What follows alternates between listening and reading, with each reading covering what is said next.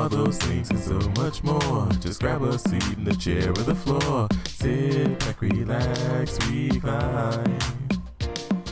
While she drops another casual line. You're tuned into Casually Molly with Molly and Bergie.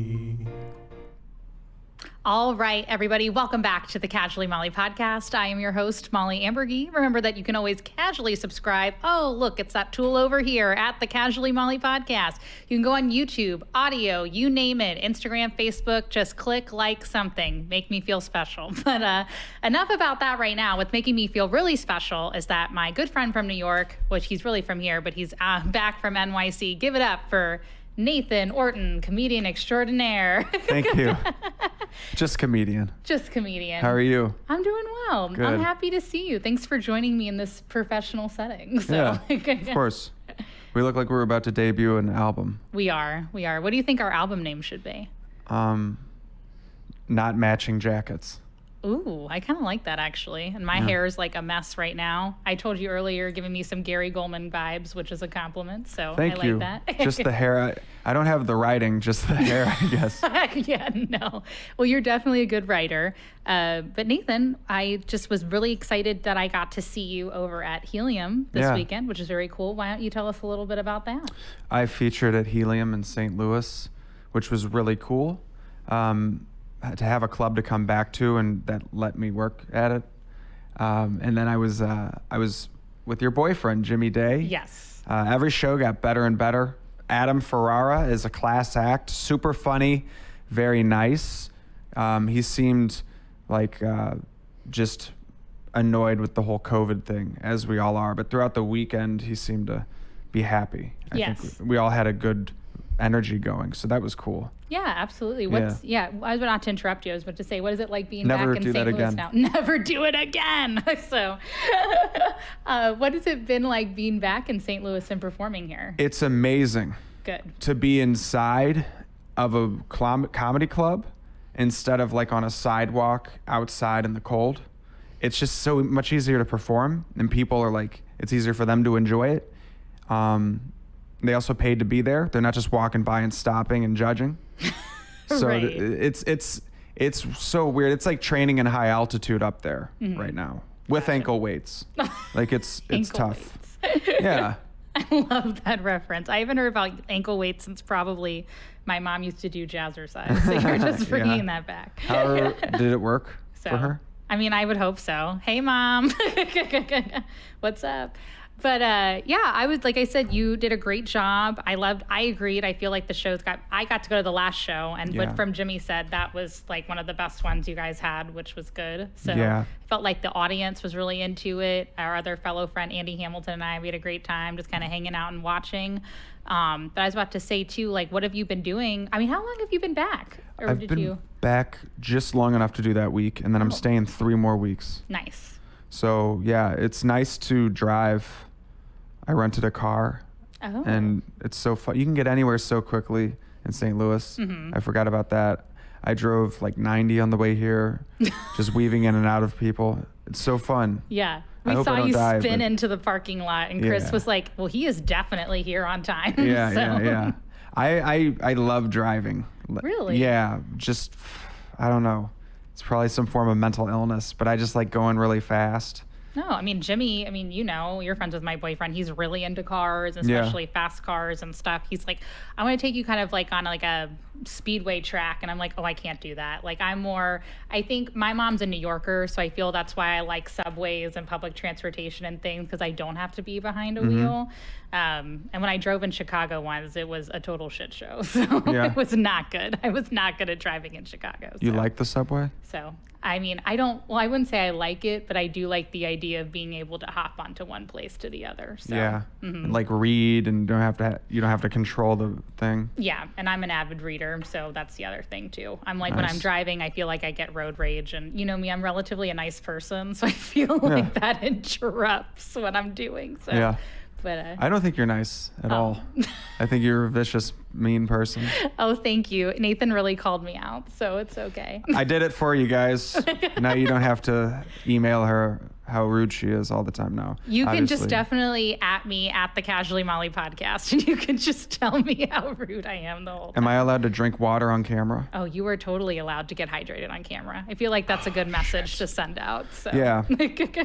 You guys can drink water too. Yeah, you're totally allowed. That's great. There was someone who was stabbing people on the A train. What? Oh Yeah. my God. And I guess they caught him. They called him the A train stabber. Oh no. Yeah, but I would imagine he would switch trains after a while. It's kind of misleading. Like, oh, we're safe on the other lines. But there's pictures that were sent to me of bloody piles, like a bloody, Oh no. just a body. Yeah. Well, no wonder you were asking me the previous question. I was just like, oh yeah, my mom grew up in New York, so it was just a thing that we did. Yeah. Was she did she stab people? No, not at all. Do you want to see the picture? I don't know if I want to see this bloody photo. Can I hold it up to that? Okay.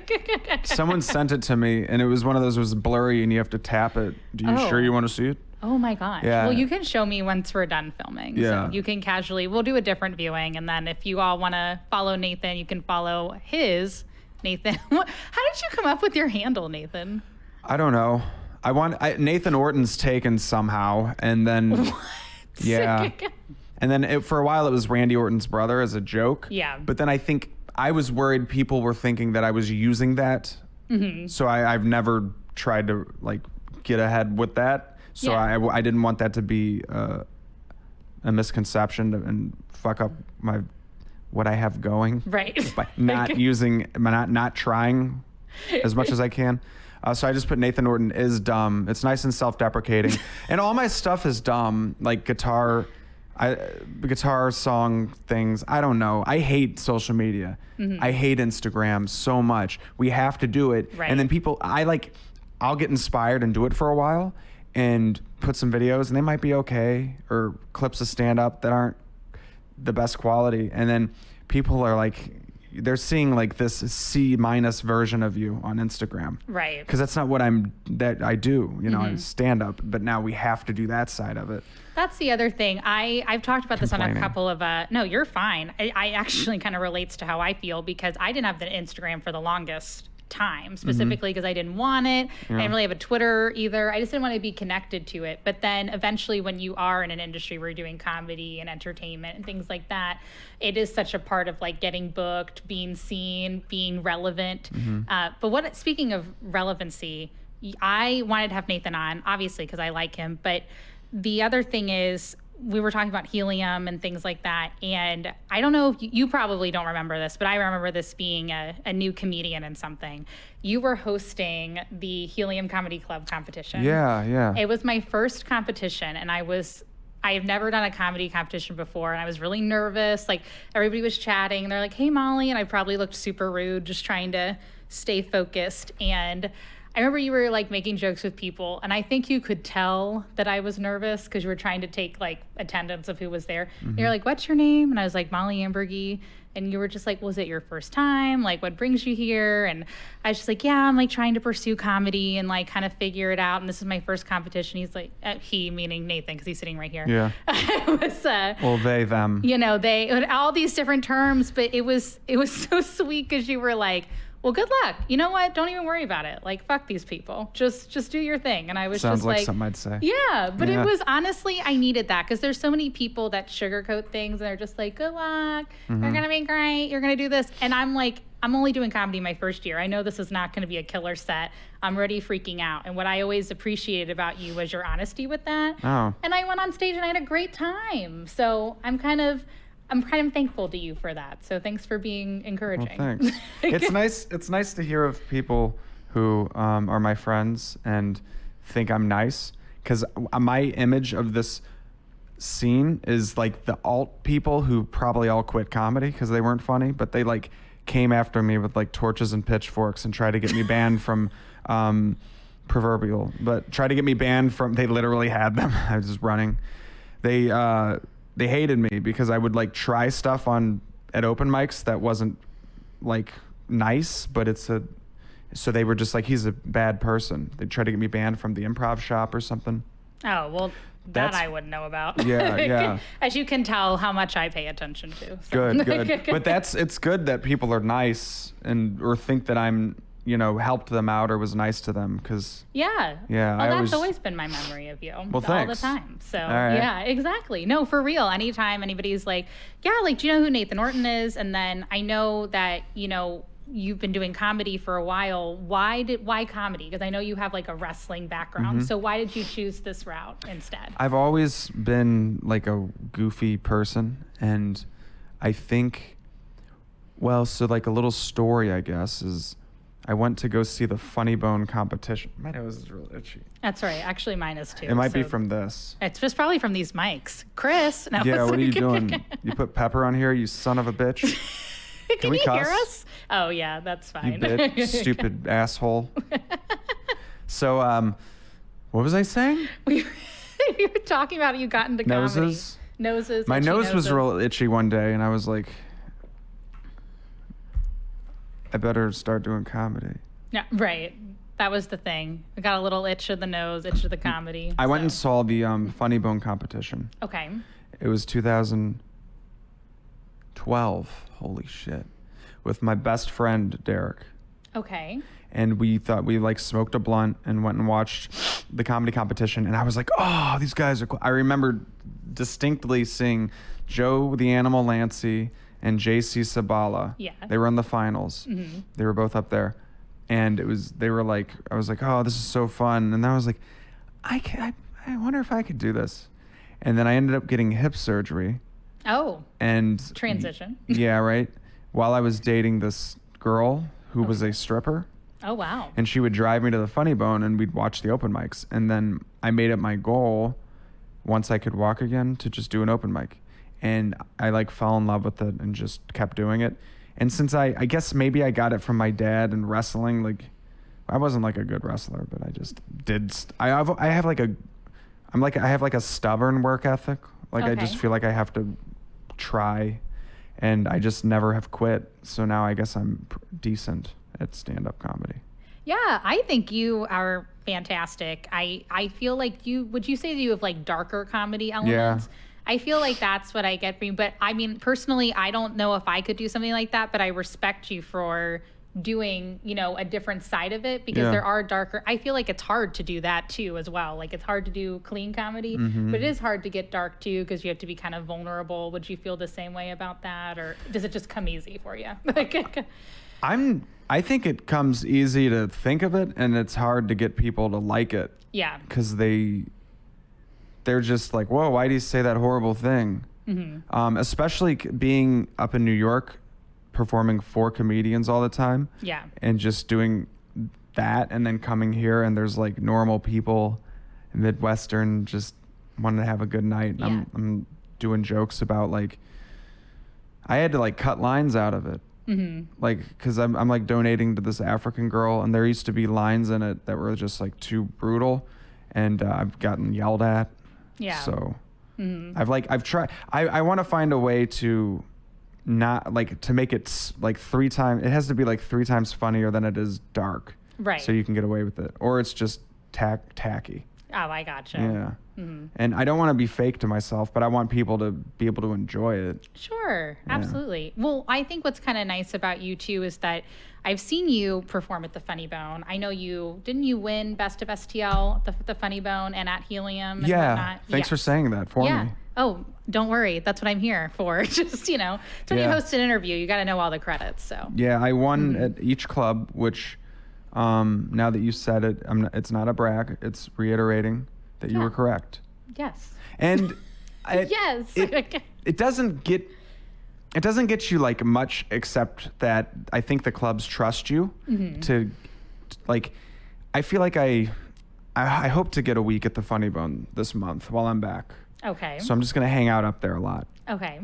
And I think like winning that in the past combined with other things, maybe he'll say, oh, I could throw him up there. Mm-hmm. It's the perk of if you've won it, there's an objective proof that you at least can be funny in a set.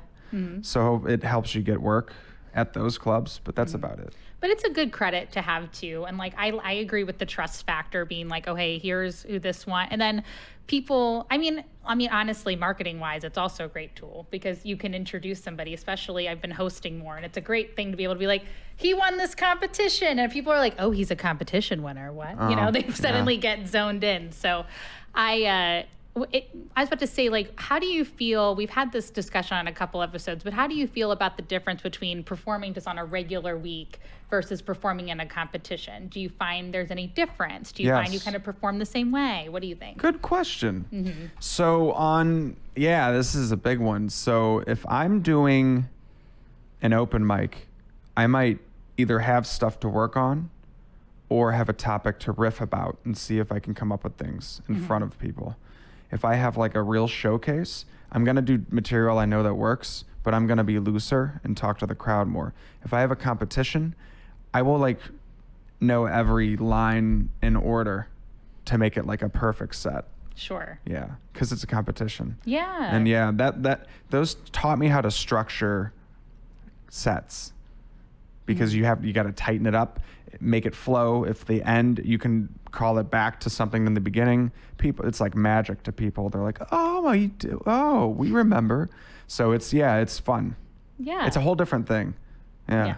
Writing shorter sets. I love that you have a structure to it, though, because I can tell in your comedy, obviously with open mics, like you said, you can kind of try something new. But I do see, especially every time I see you, I do see that structure that you're putting into it. And I think a lot of it, for me personally, is me being a comic. I can see it from your perspective, in a sense, if you know what I mean. Versus, I'm sure an audience member is like, I'm having a great time. Like, who cares about structure? I'm enjoying myself.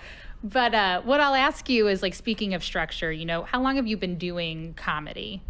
8 years. So in this 8 years, because I remember before you left, we had dinner with you. You were from here, and then you moved to New York City.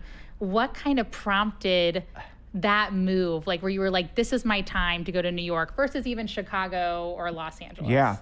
So I've always had confidence issues, which I mask by coming off as confident. But don't we all? So yeah. It's okay. I think I'm figuring that out. Self-improvement, mixed with putting myself in check and making corrections to, bad behavioral traits. Sure. But like, I think there was a year, it was April. I hate how I keep trying to be all specific. It must have been April 2018. I did a feature week at the Funny Bone with Jordan Rock. Oh, yeah. I've seen him perform. Yeah, he's great. Yeah, he's great. And I've seen him up in New York. He doesn't remember me, but it's fine. But I was talking to Jordan Rock, and I was like, where do I go, LA or New York?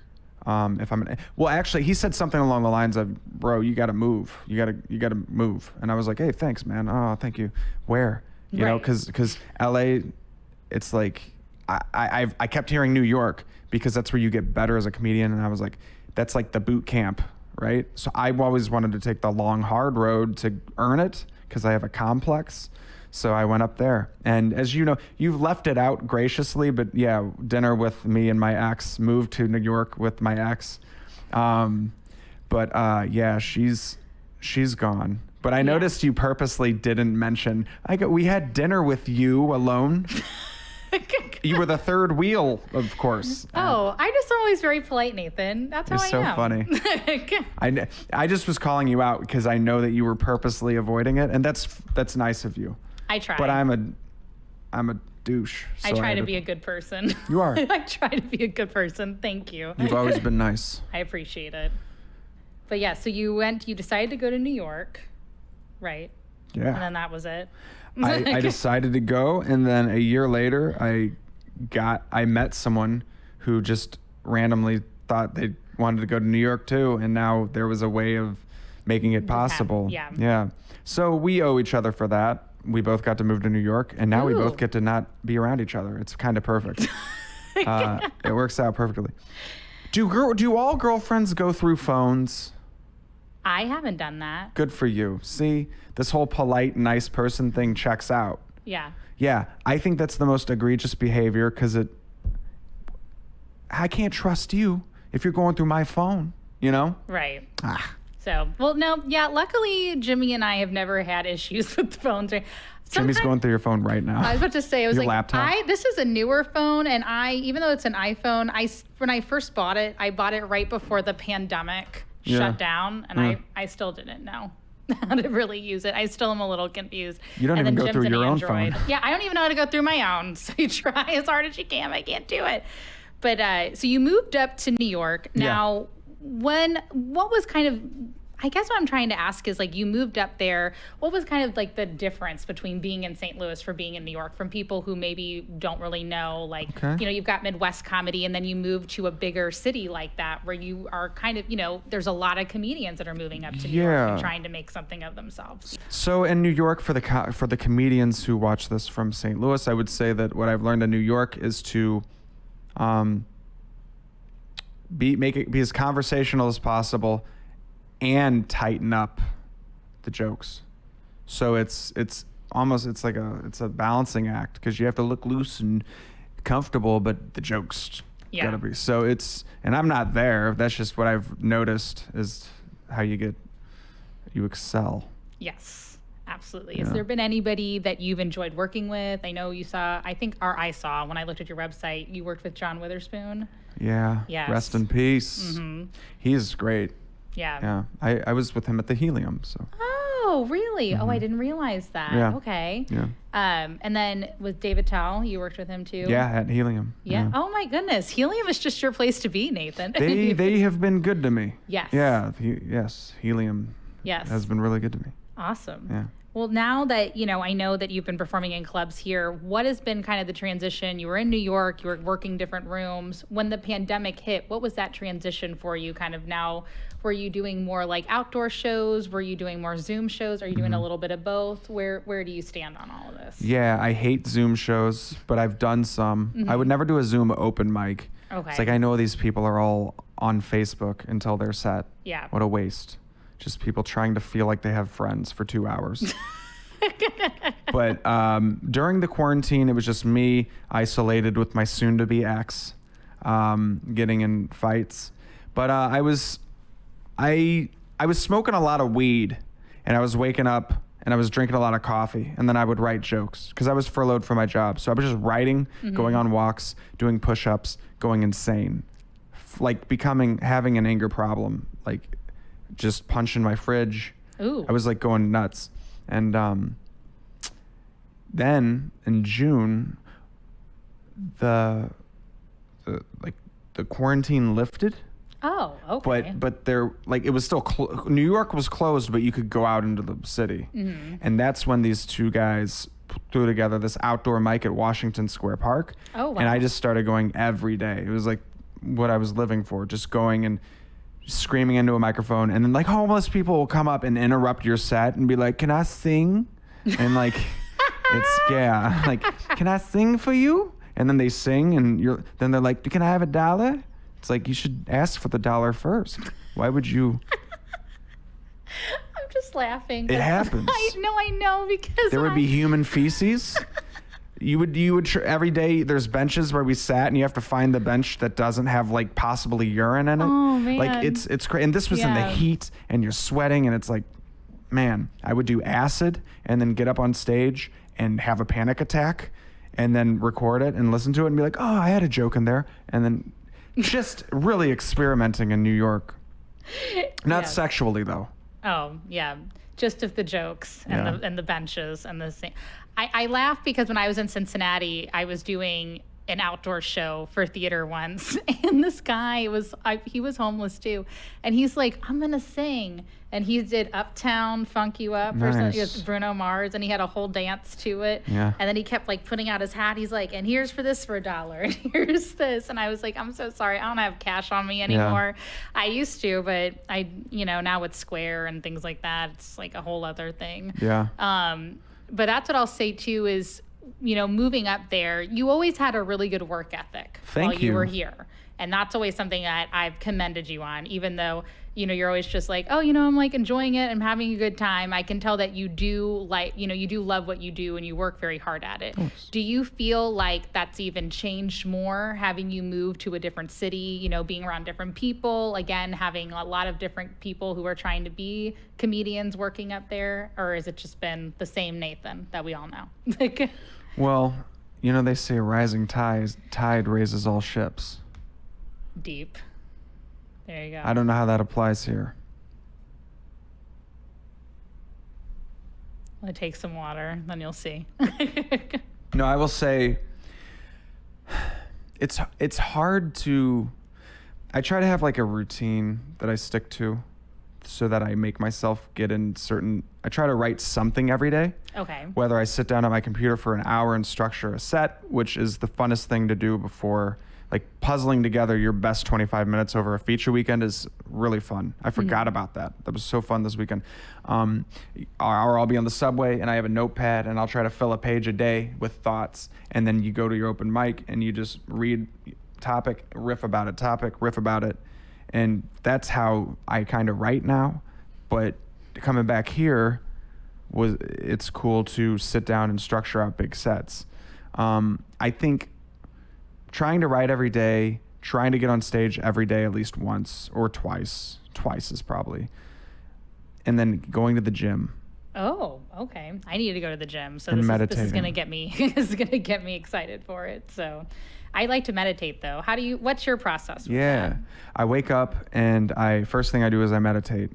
And on days I forget to, I'll be working. My day job is calling people from home to sell solar panels. Oh, Yeah. okay. Jimmy wanted me to start doing that. So maybe you can give me some ideas. It's awesome because if they sit with our guy, I get paid. If they sign a contract, I get paid way more. And I'm good enough at it where I'm part-time, but I'm like in the top tier with like Good for all the you. best guys. So, but they're full-time, so I feel like I'm out like per hour. I'm killing it. So that's good. But if I don't meditate before that, I like get so angry and so bored and irritable.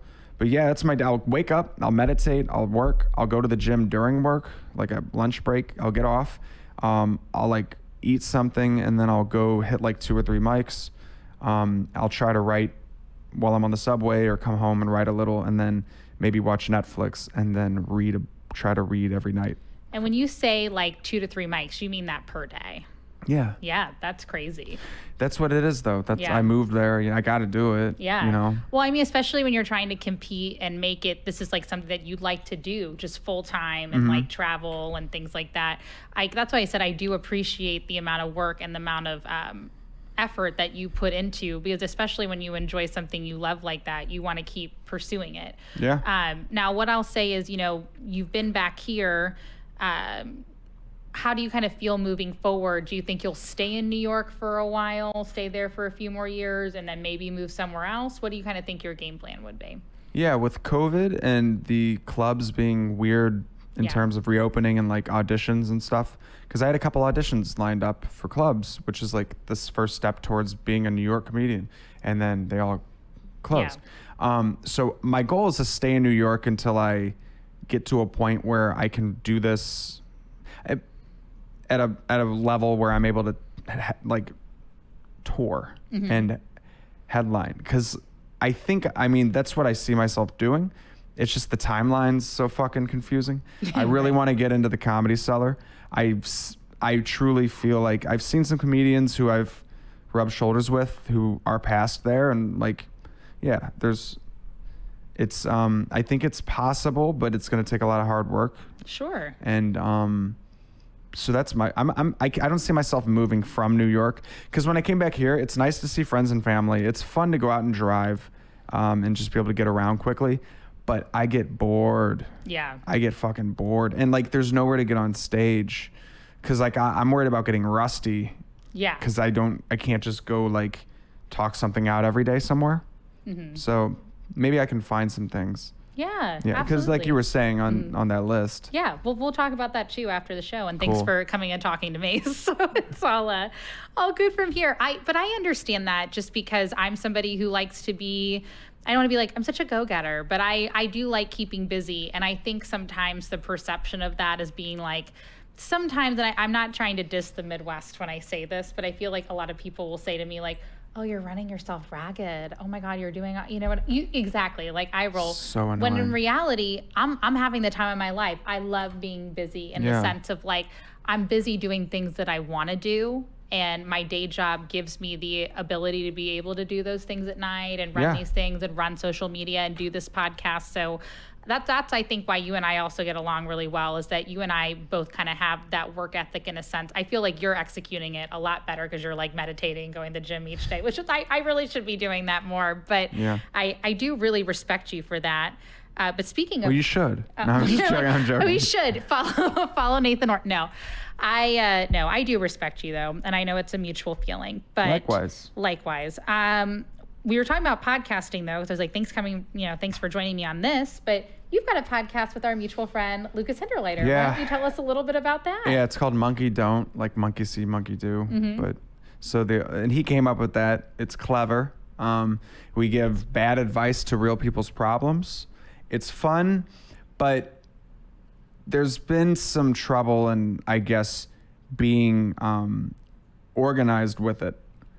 So we haven't done one in a while, but we have some really good episodes out. It's really funny. Monkey Don't, you can iTunes store or whatever for free. I listen to it at work. So okay, you like it? Yeah. Okay, cool. I enjoy it because it's really fun. It's fun. Yeah. Well, it's funny because it's like, there's so many self-help podcasts that I listen to, right? Just because I'm Molly, I'm trying to like figure out my life. I listen to people. But what I like about you and Lucas, I mean, we're all friends, but I also like the levity of it. You know what I mean? Like, I feel like I can relax when I listen to it. And you guys are making fun of people, but it's like, it's funny. Like it's self-deprecating or deprecating to the guests, but it's never like harsh or mean. Like there's some good points that you and Lucas bring up. I'm like, yeah, that is kind of true. It's like, I think you guys say the things that most people are thinking, but we just haven't said out loud. Sometimes. Sometimes, yeah. Sometimes it's like absurdly bad advice, which is what it's supposed to be. Right.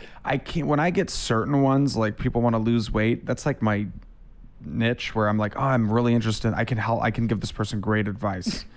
Like, and just start going into like reducing carbs, having a short eating window, exercise, But then I'm like, oh yeah, I got to say something dumb.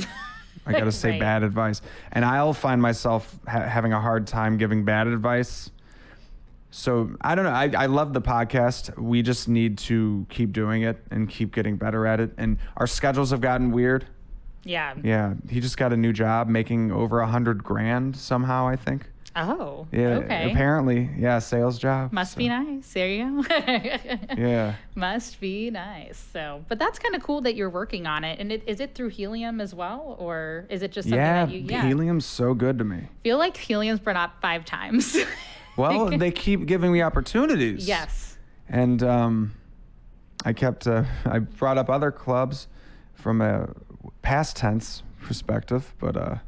Has there been a certain club in New York that you're looking forward to getting back to, or one that you've enjoyed working in? Caroline's was cool. Oh, that's right. You did perform there. How was that? The stand is tight. Ooh, I've heard about that too. Yeah. Those two are the two that I was like proud to get to do and look forward to doing more. Mm-hmm. And they bring big people through, so that's cool. Yeah, absolutely. But yeah, those are the main two. I mean, I'd love to say the Comedy Cellar, but that's going to be a while. Yeah. Well, we'll get you there. But it's going to be. Or I'll jump in front of the train. So whatever comes first. Whatever comes first. I feel like that's just going to be a theme now for this next time. Whatever comes first, we'll see what happens. I really went through that water. Yeah.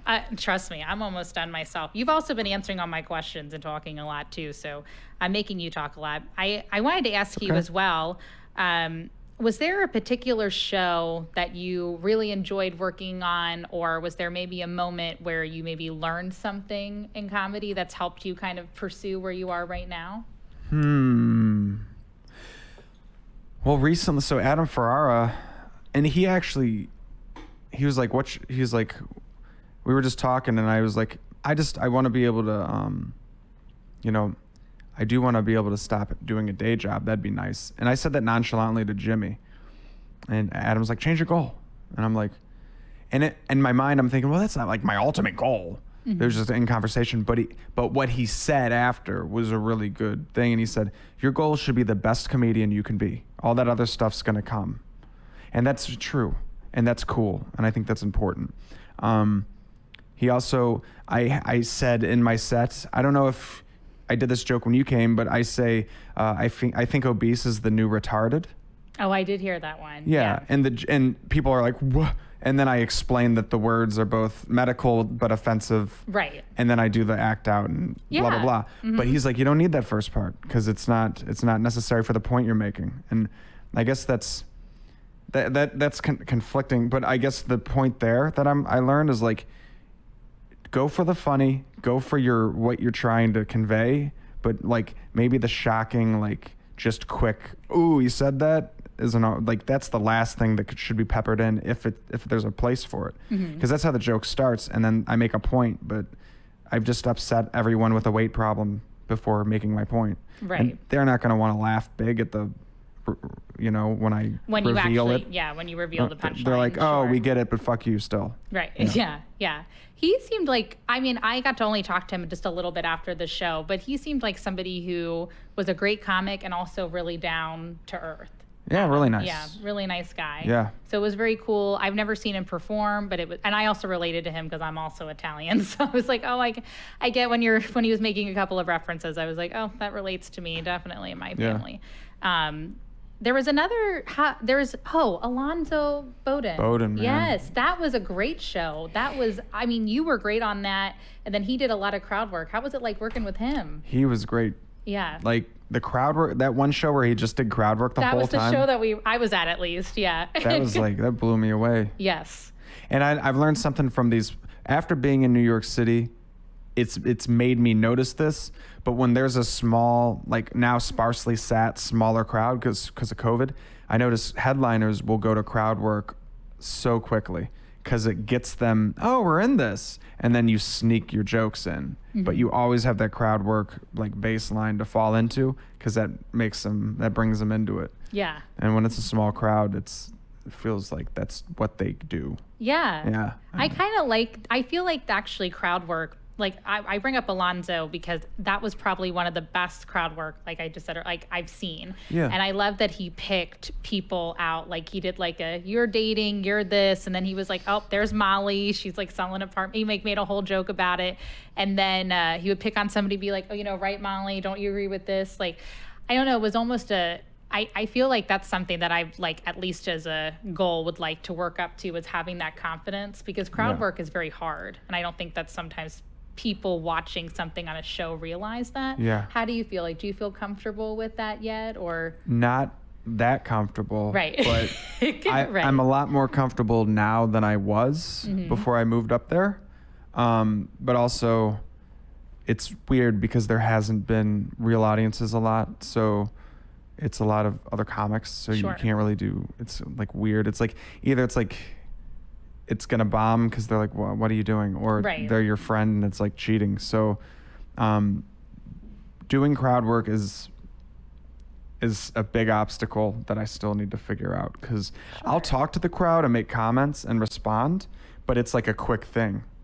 But I think true crowd work is just a conversation and you're not worried about being funny, and then it's real, and then now you can make it funny. I think at our level, we're like, oh, I got to be funny immediately. Well, that was sweet that you put me on your level. Thank you. Oh. Yeah. See, not too much of a douche after all, you guys. It's I am. okay. Look at my jacket. Like, it's for our album cover. Come on, there you go. I know. But not again. like I interrupted you. You look like you play. What would you play? Ooh, what would I play?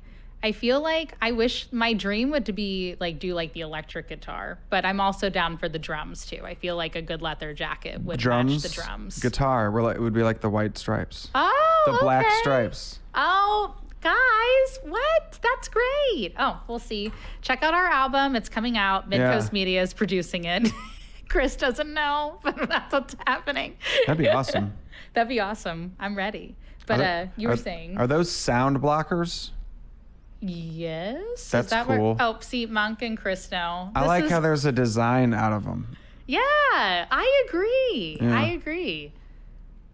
As we study. Sorry that no one can see them, but there's some really nice sound blockers. So, but and we've got this nice curtain here in the back. It's actually a very large skirt. Oh. Oh my gosh, I'm dead. Why? Because it's just funny. Like that there's a giant person behind us. I know. Somebody's going to pop out. That's what we pay the studio for. We're like, pop on out. But speaking of popping out. Are you What? guys gonna have a kid? So, oh, God, no. Ever? Not, maybe someday, but it won't be today. I don't want kids. So that's all right. Everybody's got their path. But maybe I will. Who knows? You never know. Because what happens when you're like 60 and you never had a kid? You're just 60 and you never had a kid. I guess you just got to stay really coordinated so you can just take care of yourself. Well, I would hope so. That's my goal, to take care of myself. Yeah, just be super healthy and live till 90 and like blow your brains out right before you would have had to get put into a nursing home by your kids. Gosh. But you didn't have those kids. Yeah, there you So go. you can just be like, oh, my own destiny. My own destiny is here. You sound like my mom. My mom would always be like, I'd be like, Mom, like somebody got the COVID vaccine and they were 104. And she's like, listen, if I'm 104, just shoot me. Don't even worry about it. I'm like, Mom. How old is your mom? My mom is 73, but she doesn't look it. So Yeah. She had me so when she was 43 or 42, 43, she had me. I was the one child between my two parents. So they were both previously married before they married each other. So I guess you could say that my parents loved me the most, obviously. Oh, yeah. Mathematically. Speaking of parents, though, how do your parents feel about you doing comedy? They're super supportive. Okay. Saturday first show they came and my brother came and sister-in-law and their neighbors. Mm-hmm. And it like totally it was a good enough show for family to see. Yeah. Where I was like, oh, okay, he's not crazy to be in New York. Like Yeah. well, we accept it. So that was cool. And it was funny is like, I don't know, like if people know, but my brother's famous. He's in WWE. I actually didn't know this until I was explained it. I just thought, yeah. Yeah. So, but and again, I was standing. I still do, by the way. I What? still think you're Nathan. So. Oh, well, yeah, of course. But me and my family were all standing there, and I had, like, the set went really well, and standing there, and this guy comes up to get a picture with my brother. Oh. And it's totally understandable, and it makes sense, but it's just funny. Like, it doesn't bother me at all. It's just, I think it's hilarious, because, like, I just was, okay. I was just on stage, but go take a picture with my brother. Yeah, I just found that so funny. Like, and people might think, oh, does that upset you? No, he's famous. I get it, but it's also hilarious. Yeah. Like at my expense, but I think it's hilarious. Does he ever want to do comedy at some point, or do you think he's going to stick just to wrestling? I don't know. He's probably got to figure something out that'll keep him busy that's related to the entertainment industry. Okay. I could see us doing something down the road. We get along very well. Aw. And he doesn't want to wrestle forever because that's just so hard on your body. Oh, I bet. I want to see him stop that, but then I want to see him keep fucking Right. just. I'm proud of him because he's done a really good job. He has a great thing going for him and his family. Mm-hmm. And I always wonder what happens when you just stop doing something where you're going from making ridiculous amounts of money to none. So that's why I want to see there be something that he can do that isn't hard on his body that he enjoys. Yeah, I know. I only relate to it because I was in dance for a long time, and I was never going to be a professional dancer, but I have friends who have done that. Yeah. And they dedicate their whole lives to the ballet, or they travel and whatnot. And there is a point in time where you have to they always say a dancer's time frame is a very short period of a career, and then you reach a certain age, and it's like, well, do I teach? What else do I do after this? Yeah. And then for wrestling, I was a big fan of the Bella Twins, so I followed their whole career. Mm-hmm. I read their book, so that is interesting. Which about time-wise for a career, which kind of swings back to you. what do you think, like, comedy wise? Do you feel like there's a timeline where you're going to continue it? And then maybe this was kind of one of the questions I wanted to ask you, and I wasn't sure how to phrase it. So I'm glad we got to this point. Do you feel like stand-up's going to be your one avenue, or do you think you would maybe do more acting or more writing? But I don't know. I feel like I listen to some podcasts and some people are like, I'm just good being a comedian and performing. I don't need to do movies. Movies are boring. And then I listen to other podcasts where there's famous people that are like, yeah, I love doing movies. It's part of it. Or you could be a writer for a show. Yeah. Where do you kind of stand on that? Yeah, so as of right now, I'm totally focused on stand-up, and I want to do that for the rest of my life. Okay. But once things open back up, so I was signed up for an acting class at like a New York place where I'm assuming it's good, and then fucking COVID. So I want to take an acting class because I took one here and it helped my presence on stage. So I want to take an acting class, and with comedy and acting and working at those things, maybe in 10 years I'll be able to be in a movie because I'll be decent enough at acting to do it, right? That's not what I do, but maybe if I learn, I would act, in a heartbeat. I would be in movies and shows, but I'd always do stand-up too. And yes. I would never want to be the guy who starts doing stand-up after being in movies and sucks. Oh, and yeah, just like that goes is and true. Goes to a club and all the second and third year comics think I'm a hack. Like I want to always be getting better at stand up. Yeah, that's another thing I really respect about you as well. And it's just because of the personal conversations we've had, but you were always you've never been somebody to kind of like wiggle your way into a show or anything just in life, I feel like, by just being like charming people or like talking about the football game or something like that. You were somebody where maybe you would like to talk about those things, or even like using your family history, anything. Yeah. But you've always been like, here's my material. This is what I want to be judged on. And like, this is what I want to present to the table. I feel like that's something that's still carried with you. So I don't know where I was going with that, but I just feel like that's something that I do really respect about you. Thanks. That's what I wanted to say. So speaking of respecting Nathan for being somebody who is pursuing their career, what advice would you give to like an up and coming comic, or just somebody that's trying to figure out maybe if comedy is something they want to pursue? That's something I ask at the end of each episode. Okay. So someone has a dream, and I'm assuming they have a job. They have enough freedom to pursue something on the side. Mm-hmm. Set aside. Am I looking at the camera now? You can. We can. All right. Here we go. Advice. I would adjust your sleeping schedule to make it possible. Here, you might want to get in front of the microphone just to make sure that Oh, I'm an idiot. I'm a stupid fucking idiot. Don't take my advice because I don't know how to speak into a microphone. I forgot what technology that's been around probably for, again, I don't know because I'm an idiot. How would I know how long this has been when I don't even know how to use it? The fuck's my problem? My advice, don't listen to me. But I would try to get a good sleep schedule. Cut something bad from your life that you know you overdo. Like if you drink too much, stop. If you eat too much, stop. Take away a bad habit, add a good habit. So take away binge drinking or cigarettes and add meditation or going to the gym. So there you go. You swap a bad for a good, get your sleep right. Now you're going to feel better. So when you're not in work, either at night or in morning, you get up an hour earlier, or you just sacrifice some TV time. Spend an hour every day focused on what you love and just do that. And don't worry about skipping any steps. Just keep doing that and enjoy that process, and you'll improve. And maybe in 10 years, you'll have written that book you wanted to write, and you can quit your job. There you go. Yep. I like that you brought up, because we talked about this with Tommy Dangerfield as well. He was talking about, because Tommy and I have been doing comedy around the same time, and he was one of the first people I met when I moved here to St. Louis. But he was talking about that. He's like, just enjoy the process of it. Yeah. He's like, even just the 3.5 years or so I've been doing comedy, he's like, that went by so fast, you know? And I'm sure for you, 8 years is also flown. Yeah. It's gone by really fast. Yeah. I just hope these next 2 years are real slow, and I learn a lot and grow a lot. Absolutely. Can you recommend maybe like a special or a comedian that you feel like helps you grow?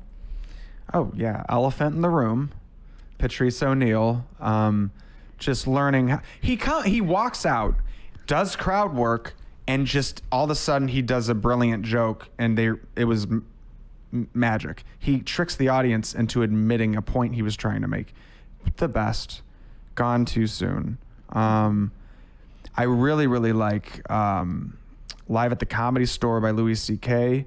because it's very jokey, and he just does so many different types of jokes, and it's like the most polished, longest open mic I've ever seen, because it's like he's just having fun, trying things, and it doesn't all seem to go together, but it's brilliant. I think it's one of my favorite specials too. Those two, and then all the new ones from Dave Chappelle, and not to just name the big guys. Sure. Rory Scovel's hilarious. Oh, I do like Rory Scovel. Yeah. If you want to just see some good dark jokes, Jesselnick, you know. Oh, yeah. Oh, I saw him in LA at the Comedy Store. He was fantastic. Yeah. So, yeah, no, totally. I agree. Well, anyway, thank you so much, Nathan. Thank I really you, Molly. appreciate your time. This was I great. appreciate your Cheers time. to, oh, you know what? We'll do this. There's no cheers to our empty water glasses that we just had. Yeah. Remember to casually subscribe to the Casually Molly podcast. We are based here in St. Louis, but we interview local people nationally. We're just moving on up, and you can follow all the fun things. We're going to have some fun partnerships that we're going to list out during our next month here. And I always ask, what are you going to casually do now that our episode is over? I'm going to go get some chicken wings. He did tell me about this. With a friend, not by myself. No. But I would. But this time there's a friend. There's a friend. Just a friend. Just a friend. Your best friend, right? My best friend. Your best friend and some chicken wings. Well, that sounds good to me. What more could you want? What more could you want during this time? I think I'm going to go home and actually eat a burger. So this will be fun. He's got some chicken wings. I got a burger. We got this covered. Bye, everybody. Thank you.